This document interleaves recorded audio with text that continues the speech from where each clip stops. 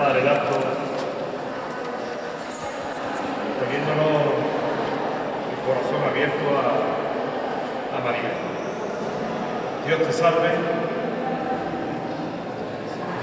Reina y Madre de misericordia, vida, dulzura y esperanza nuestra. Dios te salve, te llamamos desterrados y poder, a ti sí que aún viviendo y llorando desde tu edad de lágrimas. Ea pues, Señora, abogada nuestra, vuelve a nosotros tus ojos misericordiosos, y después de este destierro, muestra nosotros fruto perdido del viviente, oh benditísima, oh piadosa, oh dulce Virgen María, ruega por nosotros, Santa Madre de Dios, para que seamos dignos de alcanzar la promesa de nuestro Señor Jesucristo. Amén.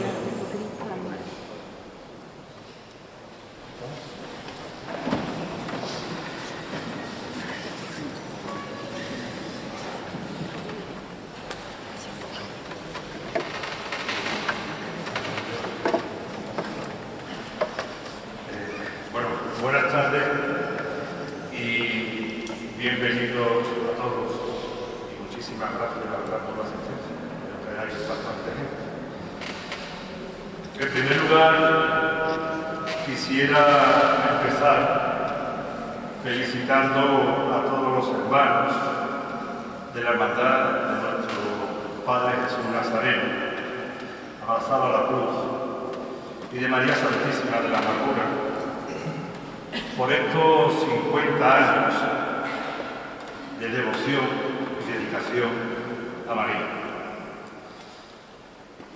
En segundo lugar, también quiero agradecer a la Junta de Gobierno su invitación a esta jornada marianológicas que tan acertadamente creo que habéis organizado en este mes de mayo, mes dedicado a María, dentro de las actividades de la celebración de vuestro 50 aniversario. Y además dentro también del marco en que Écija está viviendo, intentando revivir el voto concesionista.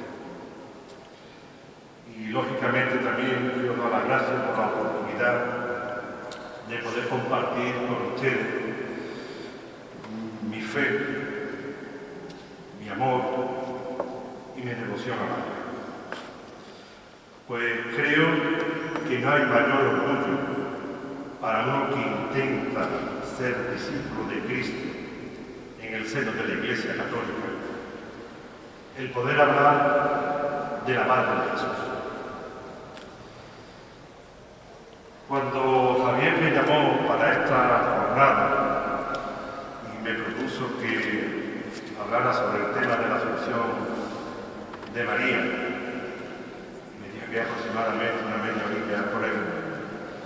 Entonces yo he enfocado un poco el tema más desde una vivencia personal, desde una vivencia que podemos tener si somos capaces de asumir el dogma de la Asunción, que en un tratado, lógicamente, de teología profesional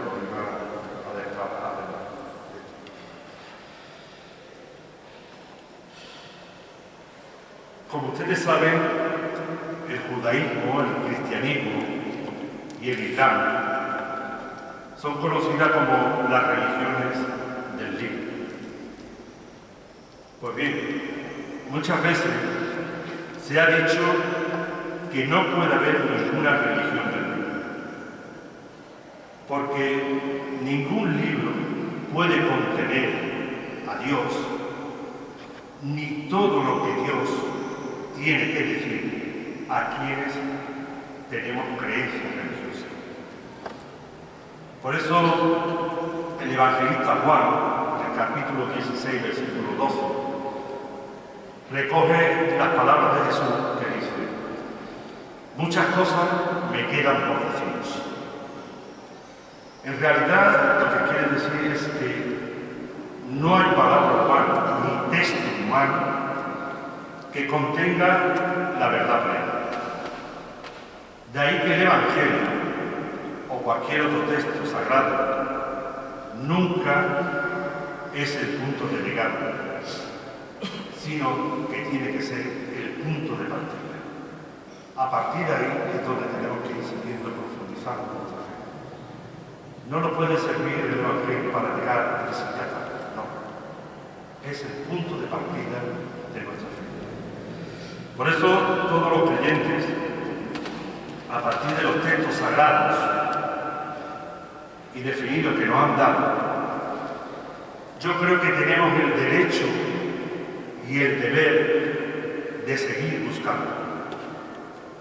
No para negar lo que ya tenemos, sino para ahondar en lo que ya sabemos y así seguir avanzando en la búsqueda de una verdad plena que nos rebasa a todos. Por eso yo creo que hay que tener hoy en día un gran respeto y que le debemos a quienes no se limitan a repetir y justificar lo que ya se dijo, sino que proponen algo nuevo y desconocido que hasta ahora no sabíamos.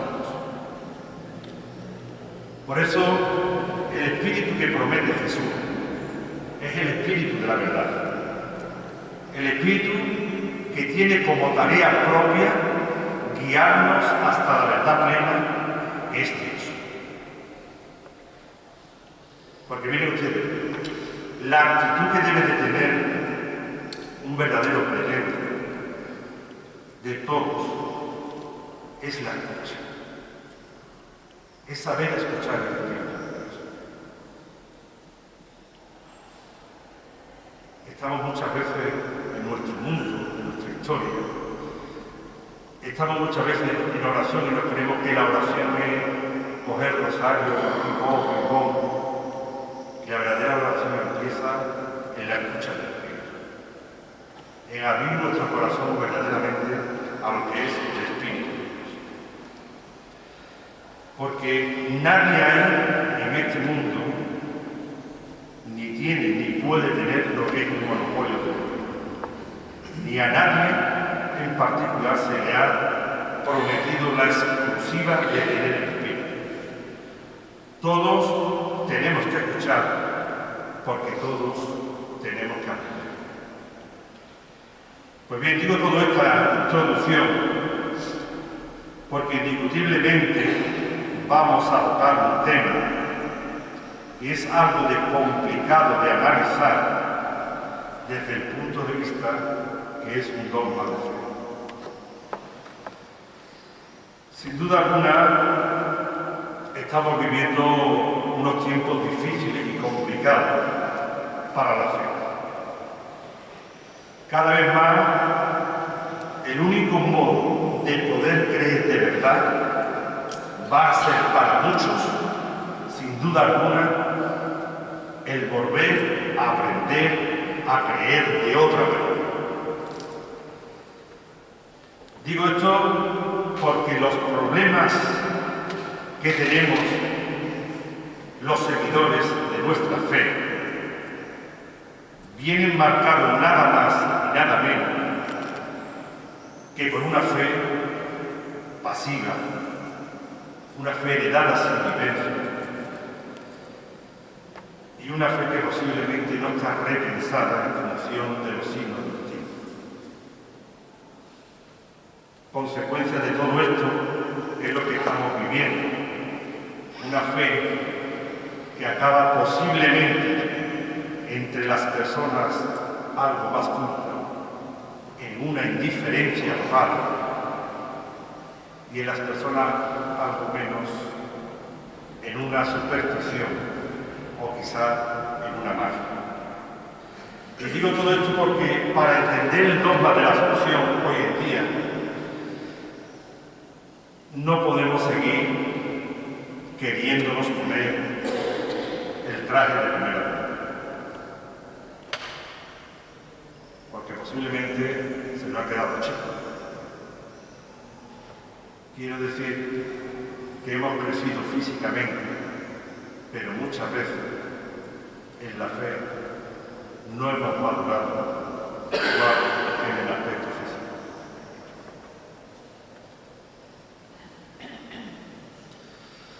Por eso, tal vez lo primero, antes de introducirnos un poco en el tema de la Asunción de María, sería quizá un poco profundizar en algunos aspectos esenciales de nuestra fe. Mire usted, la fe es siempre una experiencia personal.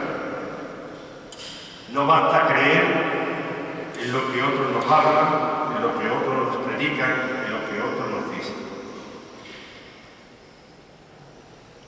Si verdaderamente después uno no tiene una experiencia directa con Dios. La fe es una experiencia personal, es un encuentro de uno con Dios.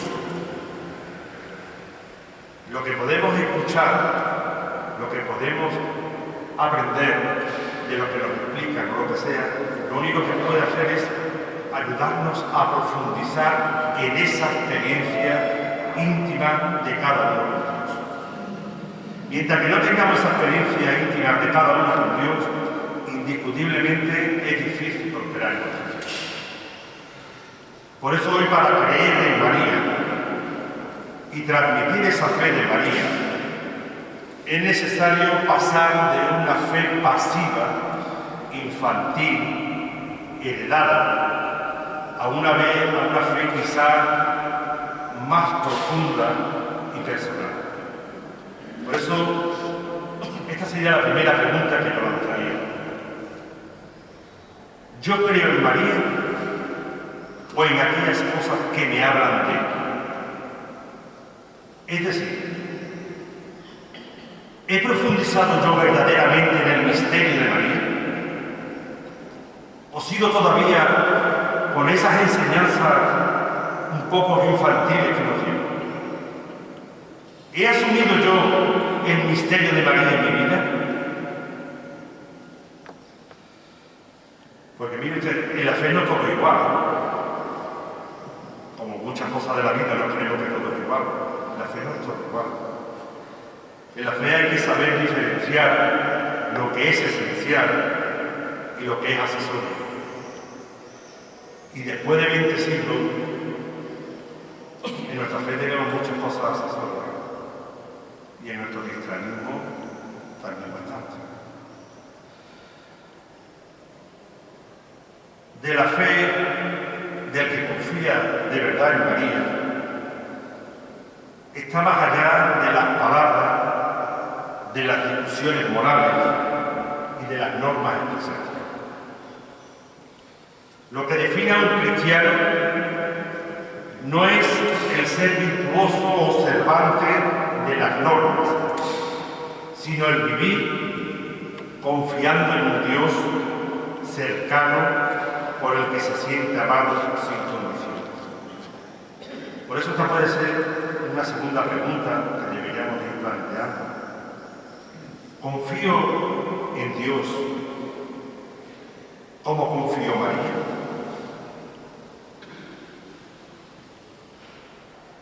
En la fe no es importante afirmar que yo creo en Dios, sino saber en qué Dios se cree.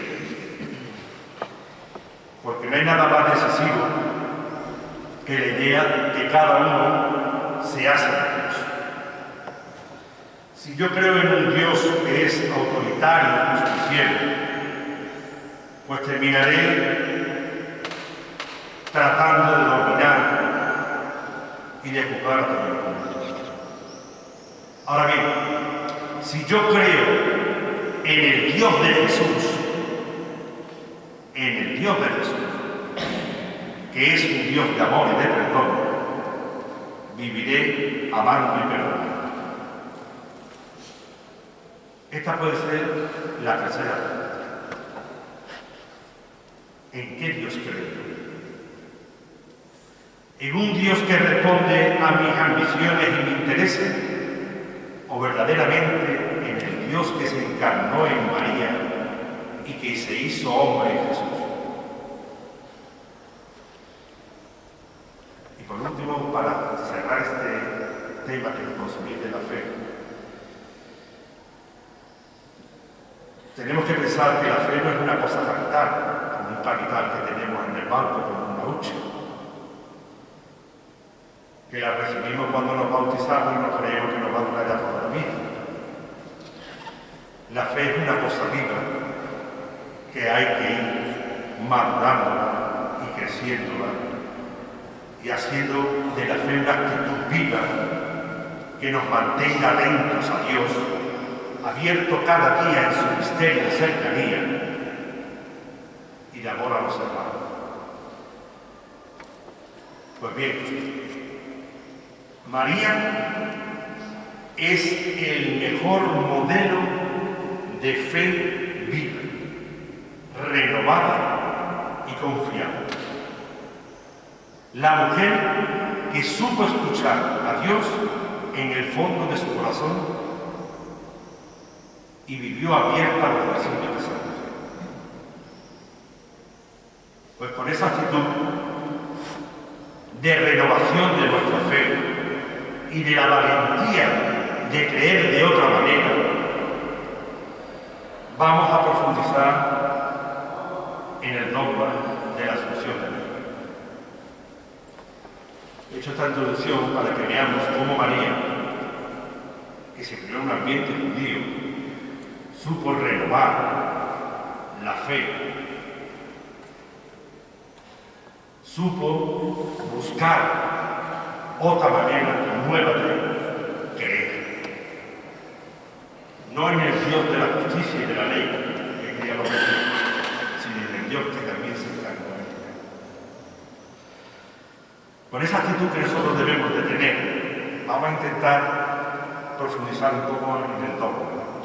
Mire usted, el 1 de noviembre de 1950, darse cuenta, 1950. Estoy hablando 65 años atrás. Lo digo esto porque muchas veces tenemos el concepto de que los dogmas son del año 300, de los años 400, de los años 500. Estoy hablando de un dogma que fue pues 15 años antes de que ustedes estuvieran ahí la imagen de la Virgen de la Amargura. Y digo todo esto porque es muy importante, cuando se analizan las cosas, analizar el contexto. Estamos en plena época moderna, ¿no? En plena época donde el hombre está a punto de pisar la luna, 11 años más tarde. En una época donde ya está la televisión, la radio, en una época donde la Iglesia también va teniendo unos ciertos problemas, porque pensar que 12 años después se va a celebrar el Concilio Vaticano II. Entonces puede ser también todo esto un contexto donde pueda ir habiendo ya pues, una terminación de un ciclo, de una manera de comprender las cosas. Bueno, pues el día 1 de noviembre de 1950, Pío XII, en el atrio de la Basílica Vaticana, rodeado de 36 cardenales y de 500 patriarcas de la Iglesia, obispo, y rodeado de una muchedumbre aproximadamente de 1,5 millones de personas, definió solemnemente, con suprema autoridad apostólica, el dogma de la Asunción. María, en cuerpo y alma al cielo, con estas palabras memorables que quedaron recogidas en la Constitución Manifestus Deus, que dicen así: después de elevar a Dios muchas y reiteradas preces y de invocar la luz del Espíritu de la verdad para gloria de Dios omnipotente, que otorgó a la Virgen María su peculiar benevolencia para honor de su Hijo, Rey inmortal de los siglos y vencedor del pecado y de la muerte, para aumentar la gloria de la misma augusta Madre y para gozo y alegría de toda la Iglesia, con la autoridad de nuestro Señor Jesucristo, de los bienaventurados apóstoles Pedro y Pablo, y con la nuestra pronunciamos, declaramos y definimos ser dogma divinamente revelado que la Inmaculada Madre de Dios y siempre Virgen María, terminado el curso de su vida terrenal, fue asunta en cuerpo y alma a la gloria del cielo. Terminadas estas palabras, el Papa Pío XII proclamó el dogma, un verdadero rugir de aplausos se produjo en la basílica y en toda la plaza de San Pedro, que fue acompañado por toques de campana en toda la cristiandad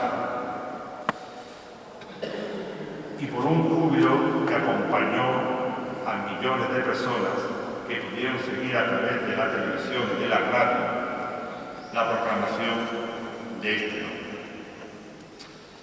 Pero claro, lógicamente no faltaron, sin embargo, en el mundo entero, especialmente en el centro de Europa, opiniones discordantes con este dogma. A muchos le parecía, cuando menos, algo inoportuno, algo trasnochado, algo un poco de magia, cuando, como he dicho antes, el hombre estaba a punto de pisar la tierra. Perdón, la luna. Claro, la gente se preguntaba, ¿qué es eso de subir en cuerpo y alma al cielo? Y la verdad, ¿por qué no decirlo? A veces hasta nosotros mismos los creyentes nos resulta algo difícil de comprender y complicado de sostener. No por nuestra fe, sino por, lógicamente, la dialéctica entre la razón y la fe. Por eso vamos a empezar analizando un poco el contenido del dogma. De la definición pontificia cabe destacar dos puntos importantes. Uno, que la asunción de María ocurre inmediatamente después de terminar su vida mortal. Y dos, que se hizo hincapié en la glorificación de su cuerpo y de su alma. La glorificación celeste del cuerpo de María es el elemento esencial del dogma de la Asunción. Enseña que la Virgen, al término de su vida en este mundo, fue llevada al cielo en cuerpo y alma, con todas las cualidades, todos los dotes propios del alma de los bienaventurados, e igualmente con todas las cualidades propias de los cuerpos gloriosos. Lógicamente esto la Iglesia no lo hizo así porque así. Lógicamente tiene su fundamento, y viene su fundamento desde luego en la tradición de la Iglesia. La tradición de la Iglesia, expresada siempre en los padres y doctores, pone de manifiesto su intención y su fe en esta verdad. A pesar de que ni en el Nuevo Testamento ni durante los primeros siglos de la vida cristiana hay testimonios de la Asunción de María a los cielos. Los primeros datos que se conocen sobre la liturgia de la Asunción de María, que hoy celebramos el 15 de agosto, son del siglo VI. La creencia verdaderamente en la Asunción se fue consolidando en la Edad Media. Pero bien, teniendo esto claro, vamos a repensar nosotros ahora tranquilamente todo esto Y voy a empezar en primer lugar por lo que yo creo que es más interesante para nosotros y lo que verdaderamente nos puede repercutir en nuestra forma de vivir. ¿Qué consecuencia ha tenido o tuvo el dogma de la Asunción de María verdaderamente en nuestra fe? En 60 años, ¿qué consecuencia ha tenido verdaderamente ese dogma de nuestra fe? Lógicamente, la mayor consecuencia para la fe que desde mi punto de vista ha tenido el dogma de la Asunción es que el misterio de la Asunción de María lo hemos convertido en una invitación a la contemplación ensimismada y mística de María. María coronada de 2 estrellas, con la luna bajo sus pies, etcétera, etcétera, etcétera. En la realidad, lo que hemos creado es una imagen de María muy alejada, en primer lugar, de su realidad. Y, cómo no, muy alejada de nosotros. Hemos creado un abismo infranqueable que separa este mundo nuestro con el mundo de Dios en los cielos.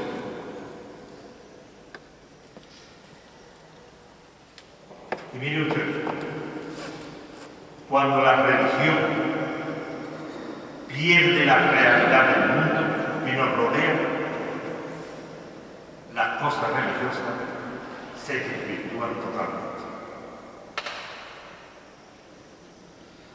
Quiero decir con esto que hemos vuelto a caer nuevamente en el gran error de interpretar y vivir nuestra fe. Porque el gran misterio de nuestra fe es que Dios se hizo hombre en la persona de Jesús de Nazaret. Es decir, Dios se humanizó. ¿Qué quiero decir con todo esto? Que a Dios lo conocemos solamente a través de la persona de Jesús, de la persona humana de Jesús.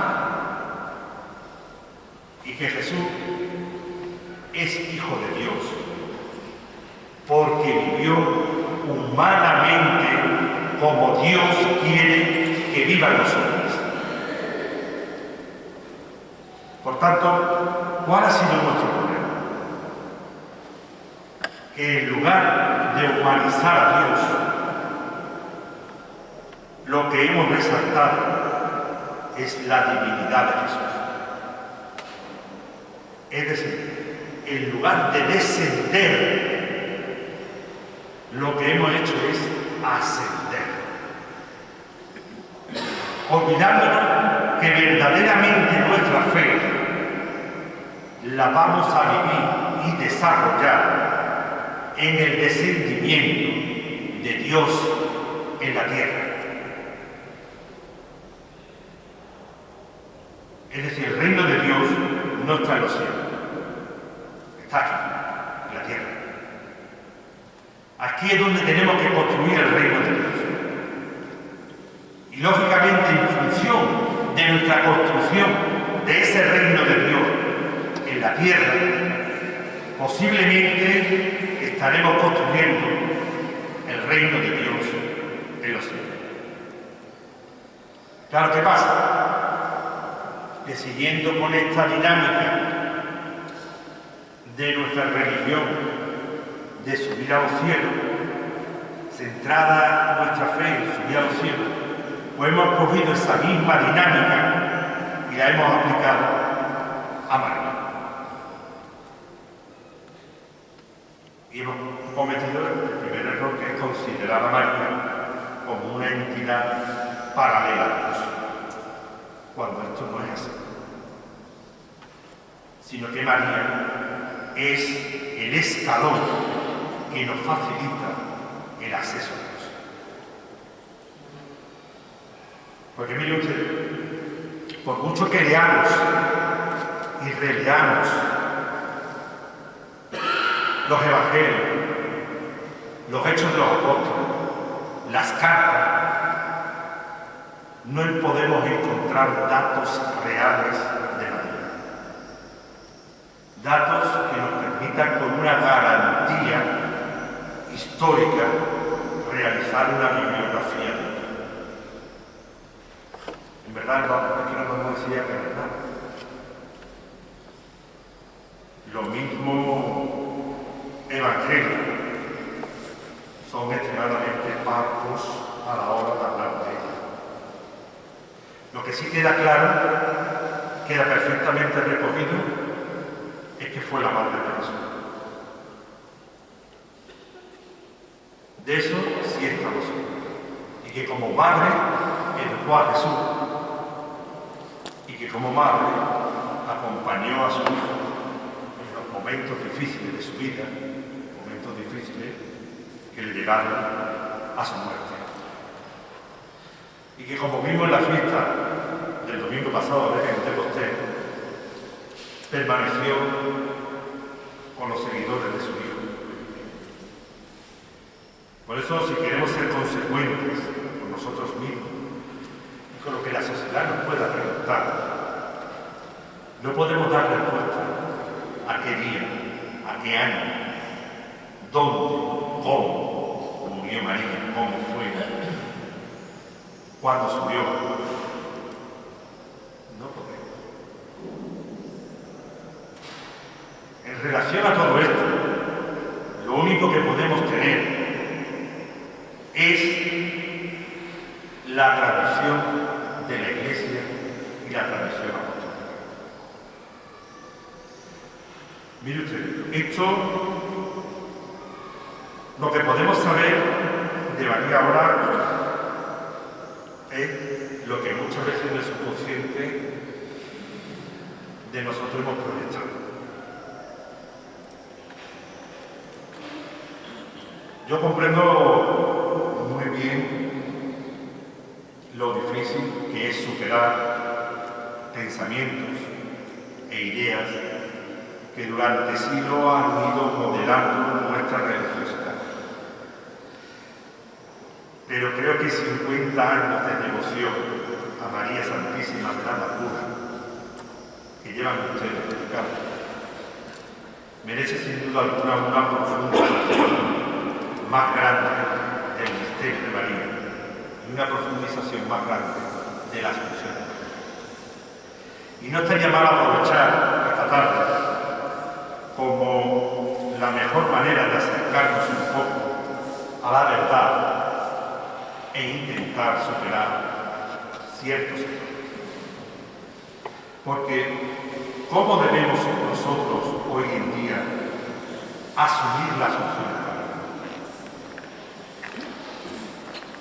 Lo primero, que para entender el dogma de la Asunción de María, una cosa que tenemos que tener muy clara es que no debemos caer en el error de considerar a María como una entidad paralela a Dios, sino como un escalón que nos facilita el acceso a Él. Y digo todo esto porque muchas veces el cacao mental que solemos tener los cristianos sobre María se debe a que no somos capaces muchas veces de distinguir dos aspectos de ella fundamentales. Por un lado, la figura histórica de María, la mujer que vivió en un lugar y un tiempo determinado, la madre de Jesús, y por otro, la figura simbólica, mitológica, que hemos ido creando a través de los siglos, acumulando sobre ella mitos ancestrales de la diosa madre. Todo lo que se refiere a María, creo yo que tiene que estar bien tangibilizado por un poco de sentido común. que creo que hasta ahora ha faltado, y ponerle no tanto capisario, que lo que hace muchas veces dificultar y hacerla totalmente irreconocible. La mitología sobre María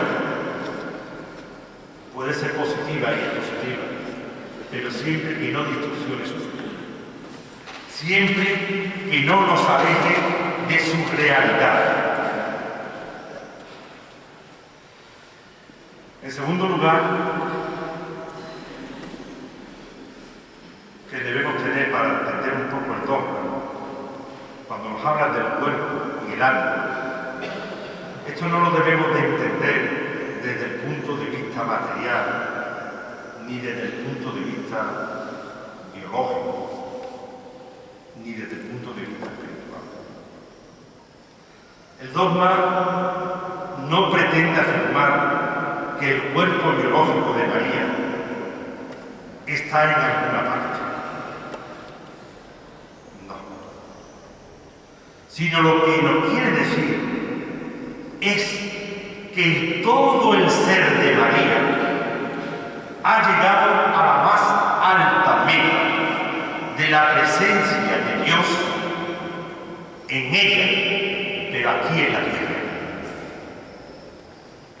Entendiendo esto como un intento de proponer que la salvación de María fue así, es decir, que alcanzó su plenitud como ser humano con Dios y para Dios en la tierra. En el sentido de que María vivió humanamente como Dios quiere que vivamos los hombres y las mujeres en este mundo. Si la Asunción significa el paso a estar en la presencia de Dios en cuerpo y alma, María ya había empezado este camino mucho antes. Es decir, la Asunción de María no empezó en el momento de su muerte, no empezó al final de su vida, sino que la Asunción de María empezó en el momento que aceptó en su vida la plena voluntad de Dios. Ahí empezó la verdadera Asunción, cuando aceptó plenamente la voluntad de Dios.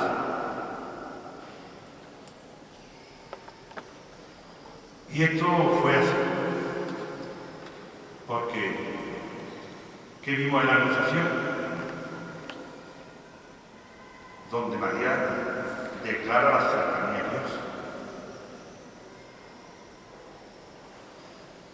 Es la llena de gracia, que se va a dedicar en cuerpo y alma a Dios. Y es la misma María quien ratifica su comportamiento de esa dedicación plena. Una vez que recibió el ángel, lejos de quedarse en casa recreándose de su elección y dando gracias a Dios, que lógicamente el motivo tenía, vino a ser la madre de Jesús, emprendió el camino para ayudar a su hija. La visita a Isabel no es un episodio familiar más o menos entrañable, es el gesto de atención de una mujer que por su edad iba a necesitar a Dios para llevar adelante su embarazo. Y María encuadra esta acción dentro de los favorecidos, de los necesitados de Dios. Tenemos el canto de Magnífica exactamente igual. Recoge las maravillosas intenciones por parte de María y reúne en una misma alabanza la acción de Dios y la proeza del poderoso que hace con los humildes y los hambrientos. Por eso, cuando el Concilio Vaticano II, no sin dificultades, hizo un gran esfuerzo de situar la figura de María, no solamente a la luz del misterio de Cristo, sino también, muy particularmente, a la luz del misterio de la Iglesia, no hizo otra cosa que volver a la tradición, a la mejor tradición eclesial, y es volver a colocar a María junto a nosotros y a la vez próxima a nosotros. Por eso, cuando presentamos el dogma de María, asunta a los cielos, no se debe de hacer en un acto pasivo, sino un acto profundamente activo.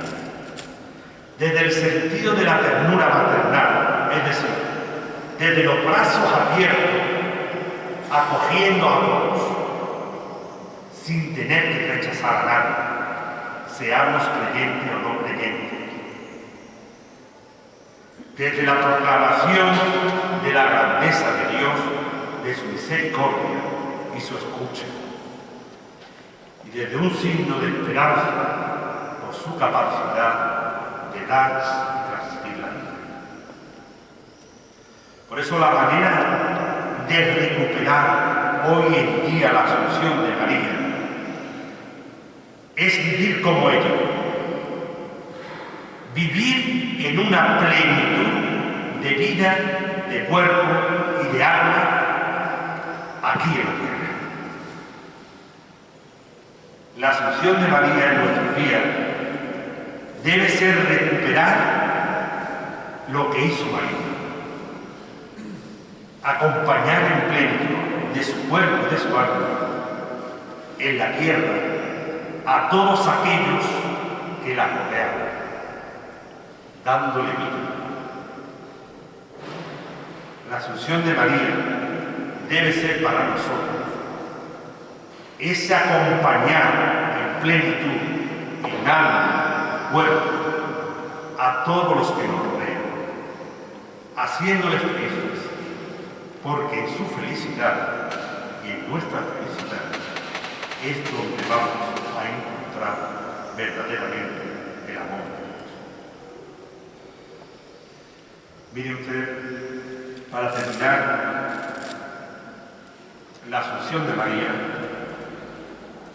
debemos entenderla hoy y debemos vivirla hoy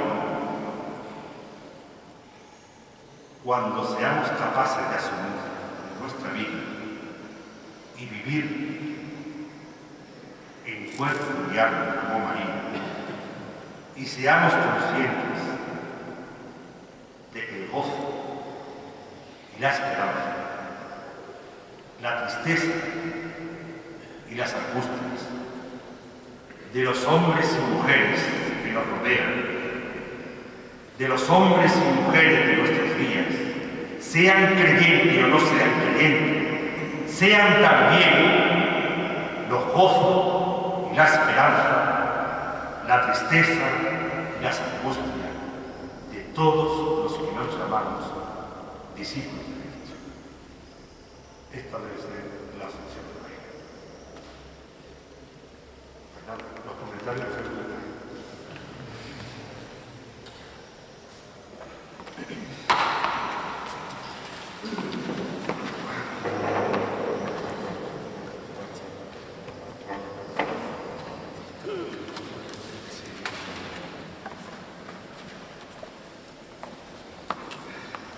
Bien, buenas noches. Pues ya con esto ponemos punto y final a las jornadas mariológicas que hemos estado celebrando durante todo el mes de mayo. Desde la Junta de Gobierno esperamos que estas jornadas, aparte de haber servido de nexo de unión durante estas 4 semanas, pues haya servido y haya sembrado ese verdadero significado y sentido para el que han sido organizadas. Es decir, para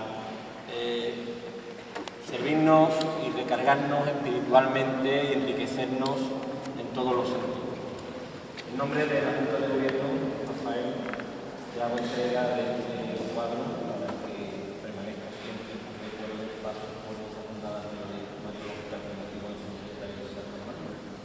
Muchísimas gracias.